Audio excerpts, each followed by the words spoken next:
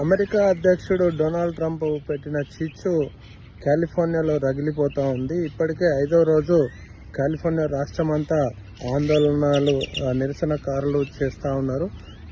ఇప్పటికే భారీ బలగాలు, కేంద్ర బలగాలతో పాటు రాష్ట్ర బలగాలను రంగంలో దించిన ట్రంప్ అక్కడ ఆందోళనకారులను చేయలేకపోతా ఉన్నారు. అక్కడ కార్లు ధ్వంసం చేయడం జరిగింది. వివిధ రకాల ఆందోళనలు మాత్రం ఉధృతమవుతూ ఉన్నాయి.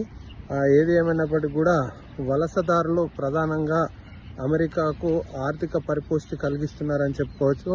ముఖ్యంగా మన భారతీయుల నుండి విద్య కోసం, ఉన్నత విద్య కోసం వచ్చే వారి ద్వారా సుమారుగా 60% పైగా ఆర్థిక పరిపుష్టి కలుగుతూ ఉంది. మిగతా దేశాలకు సంబంధించిన ఏవైతే ఉన్నాయో వాటి పరిస్థితి చూసినట్లయితే అక్కడి నుంచి కూడా సుమారుగా 20% పైగా ఆర్థిక పరిపుష్టి కలుగుతూ ఉందని చెప్పుకోవచ్చు. ఈ నేపథ్యంలో